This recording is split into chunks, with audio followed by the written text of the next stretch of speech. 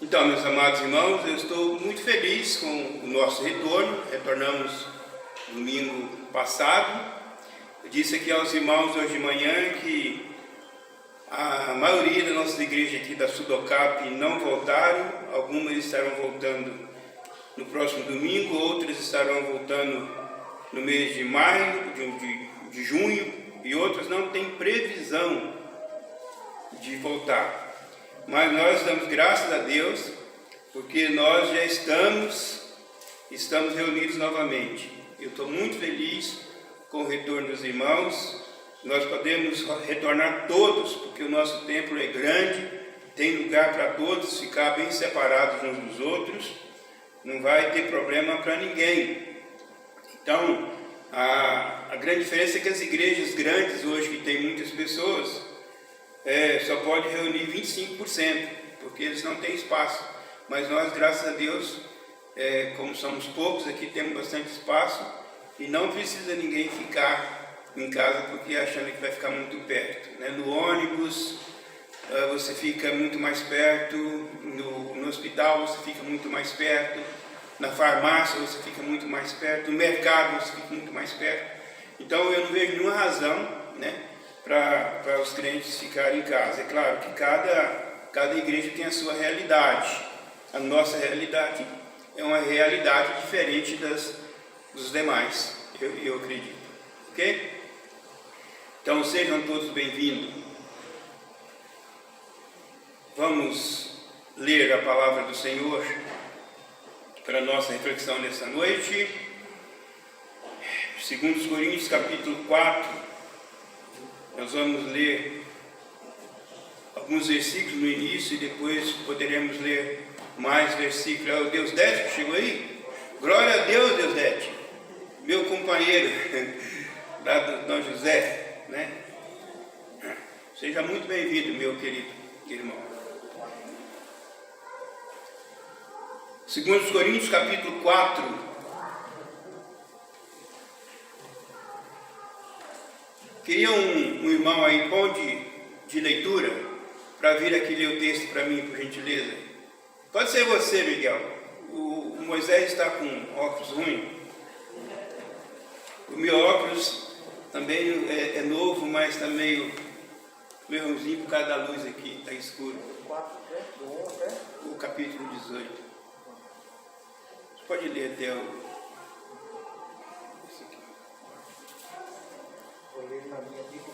Pode ser. Diz assim a palavra do Senhor: pelo que tenho este ministério, segundo a misericórdia que nos foi feita, não desfalecemos.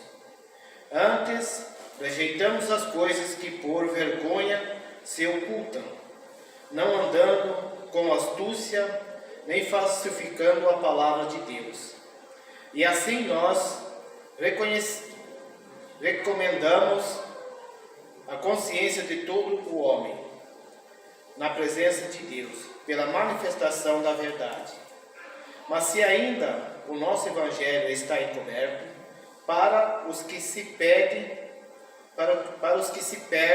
estão encobertos, nos quais o Deus desse século cegou os entendimentos dos incrédulos, para que lhe não resplandeça a luz do Evangelho da glória de Cristo, que é a imagem de Deus. Porque não nos pregamos a nós mesmos, mas a Cristo Jesus, o Senhor. E nós mesmos somos vossos servos, por amor de Jesus. Porque Deus, que disse que das trevas resplandecesse a luz, é quem resplandeceu em nossos corações, para a iluminação do conhecimento da glória de Deus, na face de Jesus Cristo. Temos, porém, este tesouro em vaso de barro, para que a excelência do poder seja de Deus e não de nós. Em tudo somos atribulados, mas não angustiados, perplexos, mas não desanimados, perseguidos, mas não desamparados, abatidos, mas não destruídos, trazendo sempre, por toda a parte, a mortificação do Senhor Jesus no nosso corpo, para que a vida de Jesus se manifeste também em nossos corpos. E assim nós, que vivamos, estamos sempre entregues à morte por amor de Jesus, para que a vida de Jesus se manifeste também em a nossa carne mortal, de maneira que em nós opera a morte, mas em vós a vida. E temos, portanto, o mesmo espírito de fé, como está escrito: cri, por isso falei.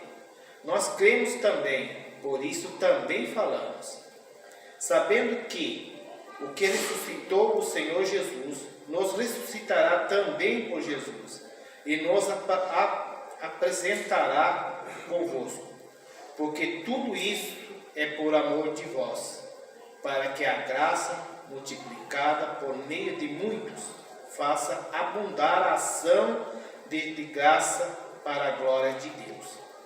Por isso não desfalecemos, mas ainda que o nosso homem exterior se corrompa, o interior, contudo, se renova de dia em dia, porque a nossa leve e momentânea tribulação produz para nós um peso eterno de glória muito excelente.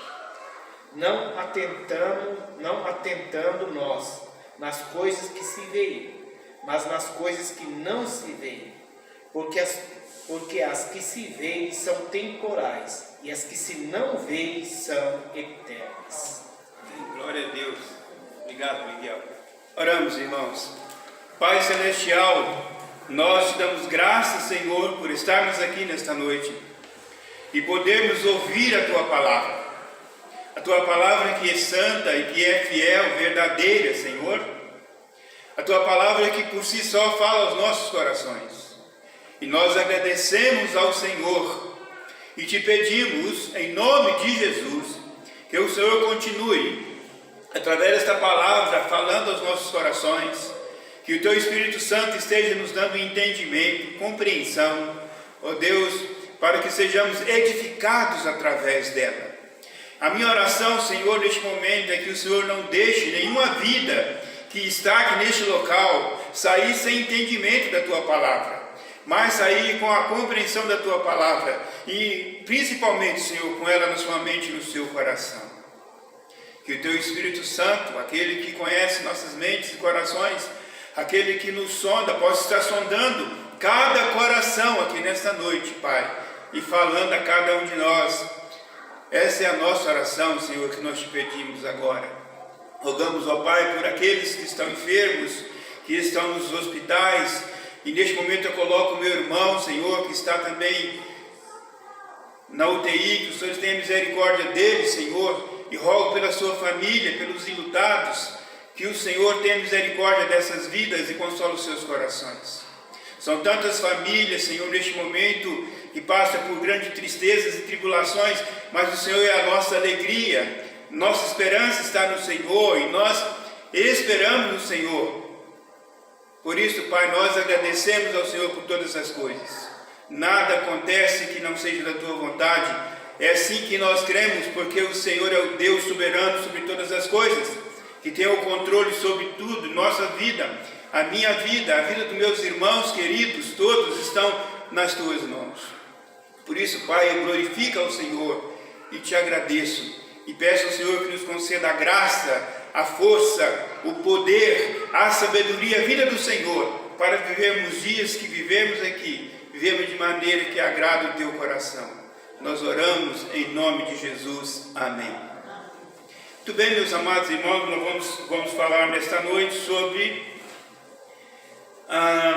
esse texto, tendo como título da nossa mensagem o verdadeiro Evangelho. E como subtese, o que é o Evangelho falso?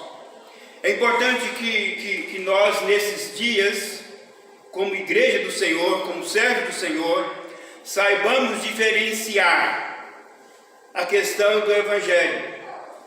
Porque existe o Evangelho verdadeiro, que é o Evangelho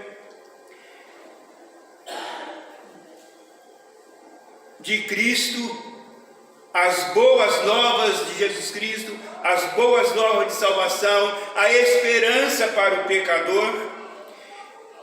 Paulo cita aqui como o Evangelho, versículo 7, como um tesouro de Cristo para o coração do crente. Esse é o Evangelho verdadeiro. É o Evangelho que toda a igreja deveria pregar. A mensagem santa do Senhor. O Evangelho que abre a porta para o céu. Mas o Evangelho falso também existe. O apóstolo Paulo já havia advertido sobre o Evangelho falso. Porque o Evangelho falso, aparentemente ele está aberto para a sociedade, recolhe todas as pessoas sem nenhuma mudança de vida. Porém, na verdade, essa abertura, ele termina fechando a porta do céu para essas pessoas. Termina fechando a porta do céu para essas pessoas porque elas estão sendo enganadas com o falso evangelho. Então, nós podemos observar algumas religiões, não quero citar aqui nome de denominações, mas na verdade que existem muitas denominações chamadas cristãs que estão arrastando muitas pessoas para o caminho largo, para o caminho do inferno. Por pregar um evangelho falso, um evangelho água com açúcar. Um evangelho sem compromisso, um evangelho sem responsabilidade. Mas o evangelho verdadeiro de Jesus Cristo é o evangelho que faz uma diferença na vida daquele que crê para sempre. E não somente em alguns momentos da sua vida. Então existem diferentes evangelhos. Existem por isso diferentes evangélicos. Muitas pessoas que se diz evangélicas, às vezes vivem pior do que as que se chamam de mundanas. Porque seguem uma seita, seguem um evangelho falso, pessoas, pastores, bispos, etc.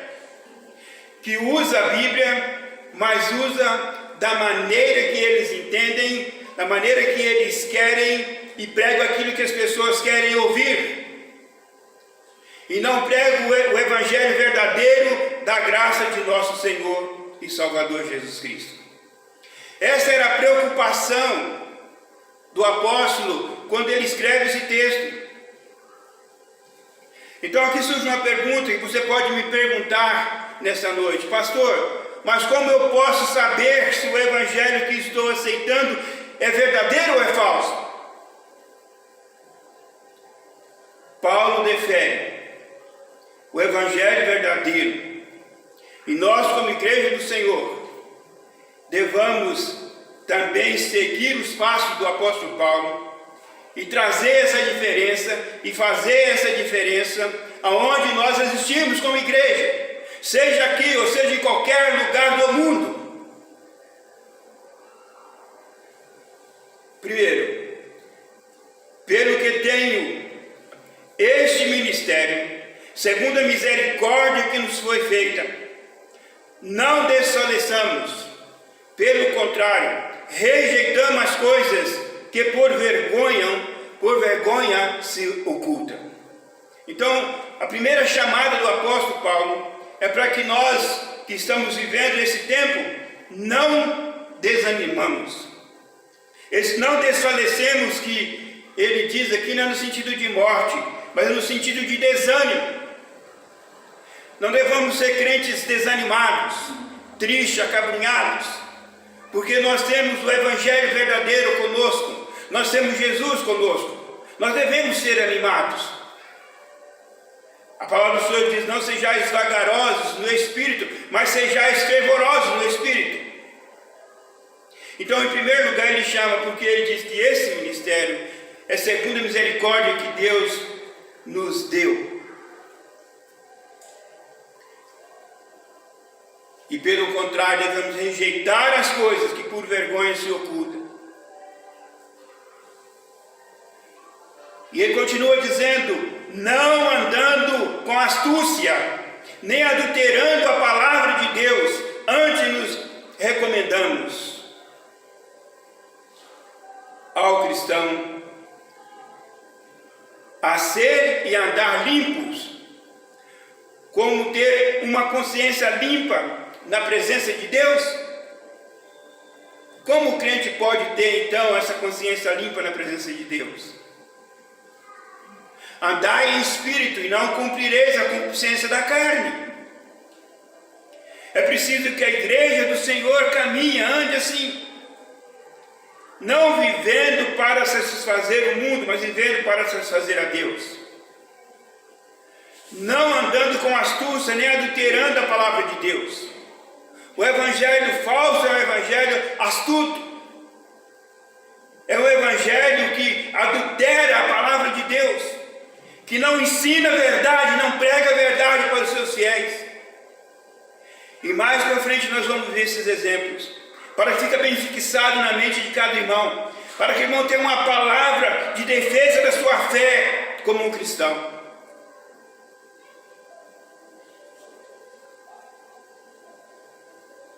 Uma consciência limpa diante de Deus é aquela, primeiro, não adultera a palavra de Deus. Pregue a palavra, custe o que custar, doe quem doer, porque a palavra do Senhor muitas vezes dói porque ela fala a verdade, e Ele diz que ela é apta para entrar até entre as juntas e medulas, fazendo divisão entre alma e espírito. A palavra do Senhor é poderosa para nos salvar, é poderosa para nos limpar, é poderosa para nos curar. Então, quem prega o verdadeiro evangelho de Jesus Cristo, ele aceita o ensino da Bíblia como ela é. Segundo, manifestar a verdade do evangelho. Quem tem uma consciência limpa, ele manifesta, ele prega, ele ensina as verdades do evangelho. Terceiro, não deturpar o evangelho da graça de Deus. Quem tem uma mente limpa, uma consciência limpa, ele não deturpa o evangelho da graça de Deus. Ele sabe que o evangelho da graça de Deus, que ele é somente salvo pela graça de Deus, mas ele vê isso com gratidão no seu coração. Ele reconhece que ele por si só não seria salvo, mas Deus o alcançou com sua graça, e por isso ele quer viver uma vida que agrada ao seu Senhor. Em quarto lugar,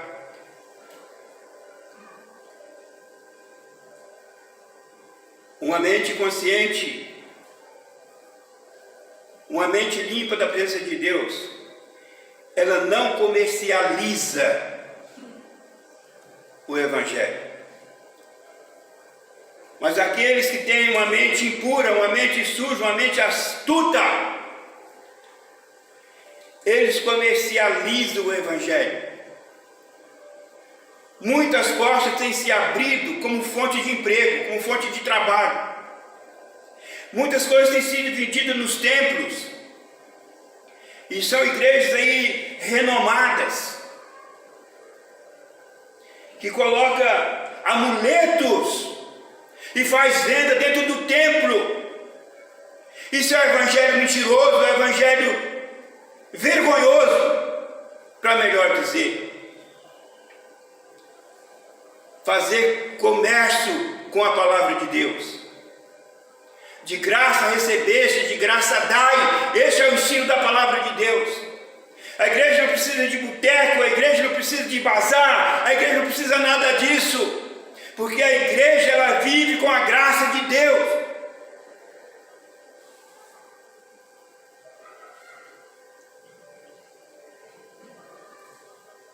O evangelho verdadeiro, muitas vezes ele tem sido encoberto.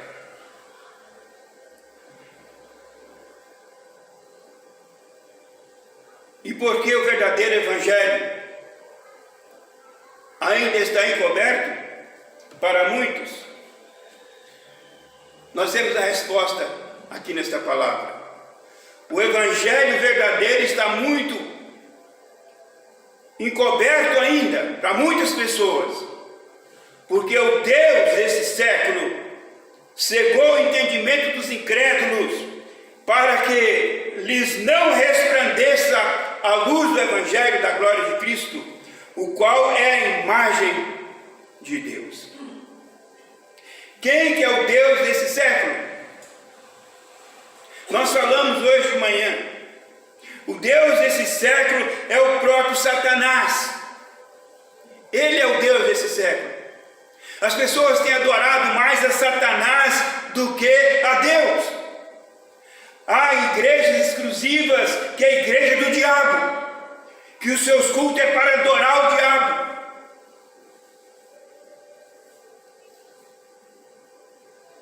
O Deus desse século tem cegado os olhos. Por isso a igreja tem que pregar, para que aqueles que possam ouvir a mensagem do Senhor tenham os seus olhos abertos e conheçam o verdadeiro evangelho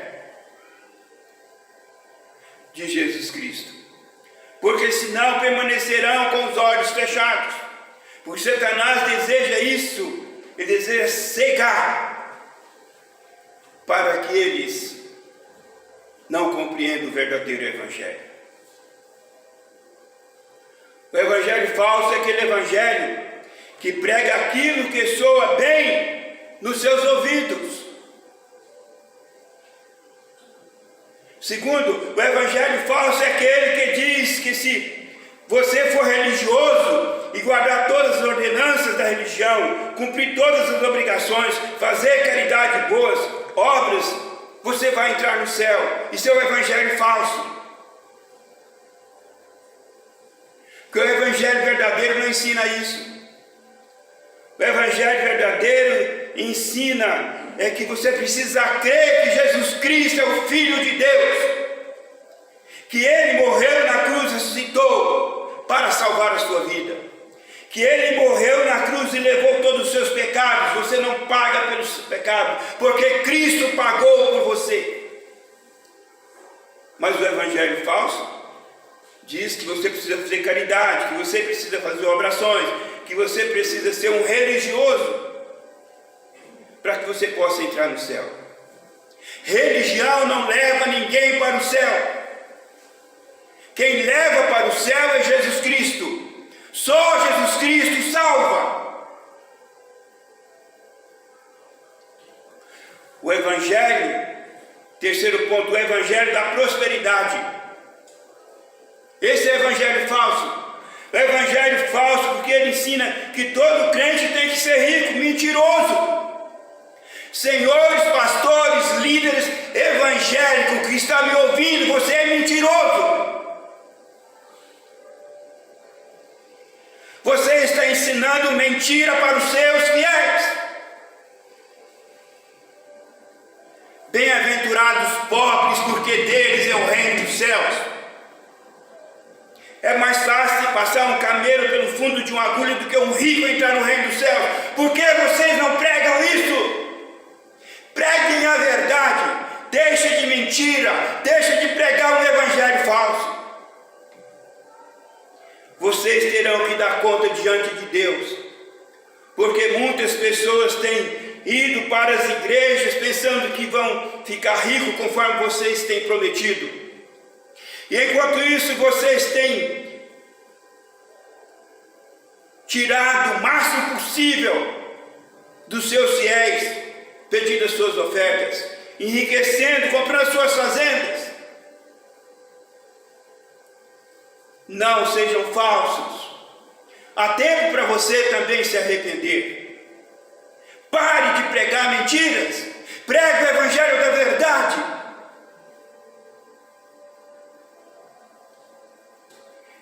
Em quinto lugar, tem o evangelho segundo Allan Kardec. Talvez você já ouviu falar desse evangelho segundo Allan Kardec, que é o evangelho do Espiritismo. Você pega o Novo Testamento ou uma Bíblia deles, são escritos falsificados. O evangelho do Espiritismo. Eu estou falando para crentes. aqui, eu creio, mas muitas pessoas estão me ouvindo e irão me ouvir. E se você é um seguidor deste Evangelho de Allan Kardec, você é um espírita, revê a sua crença. Você precisa crer em Jesus Cristo como seu Salvador e não crer nos ensinos de Allan Kardec. Você precisa crer em Jesus, o Filho de Deus, se você realmente deseja ter a vida eterna. O verdadeiro Evangelho de Jesus Cristo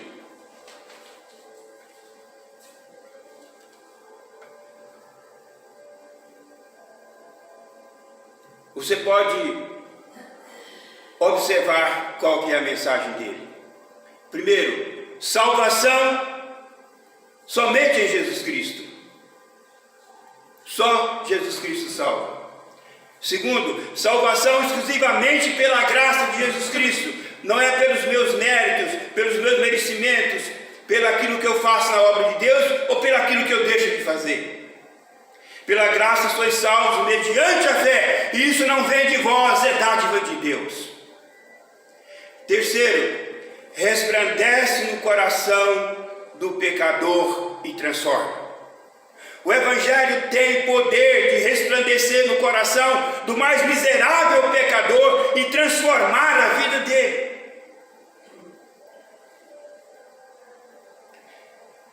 Tem um canto que nós cantamos. O Evangelho é o poder de Deus. O Evangelho é o poder de Deus para a salvação de todo que crê. O Evangelho é o poder de Deus. Jesus muda, Jesus transforma. Só Jesus pode fazer isso. Só o verdadeiro Evangelho da graça de Jesus Cristo é que pode transformar a vida do mais miserável pecador. O Evangelho leva-nos ao conhecimento de Deus pela fé em Jesus Cristo. Quarto, torna todos que nele crê em verdadeiros servos de Deus. São coisas que o Evangelho verdadeiro faz em nossas vidas. Todos aqueles que nele crê, ele leva este ou esta a ser um verdadeiro servo, uma verdadeira serva de Jesus Cristo.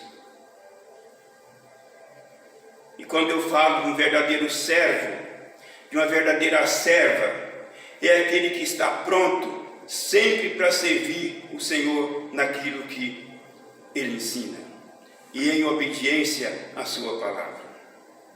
O servo, conforme nos ensina a palavra que nós lemos no versículo 7, o servo é um vaso de barro.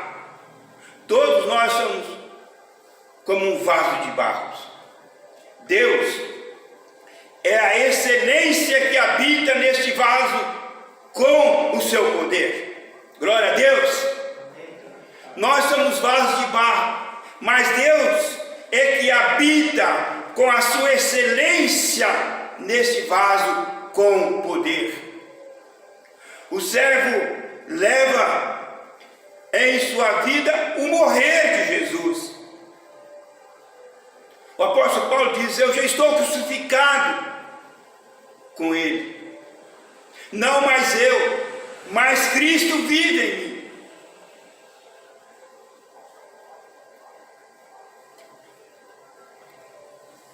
Ainda que o homem exterior se corrompa, o texto que nós lemos diz isso. Ainda que o homem exterior se corrompa,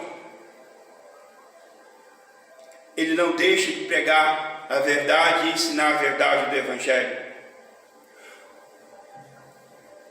O homem interior se renova de dia em dia. Ainda que o exterior se corrompa, mas o homem interior se renova de dia em dia.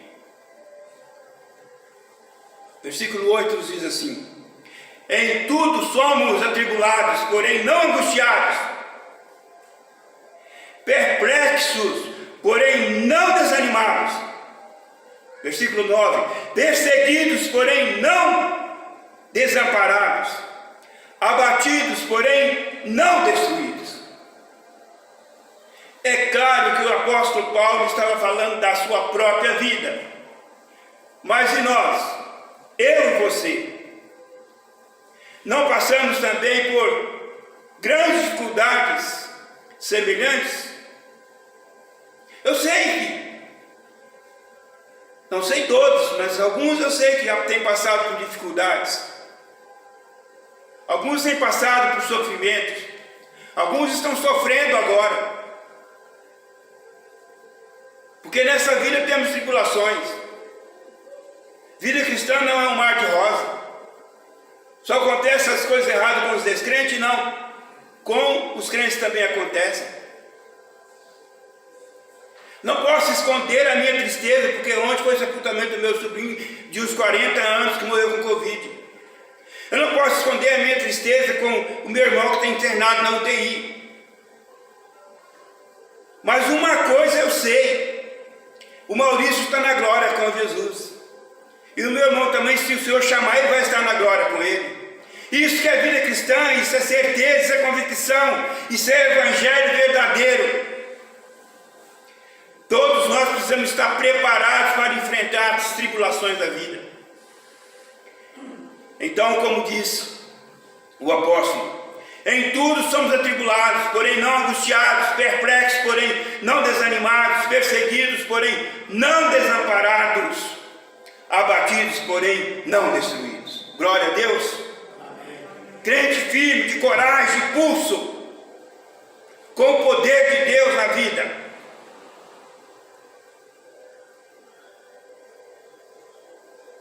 Tendo, porém, versículo 13, tendo, porém, o mesmo espírito de fé, como está escrito, eu criei, por isso é que falei, também nós cremos, é por isso que também falamos.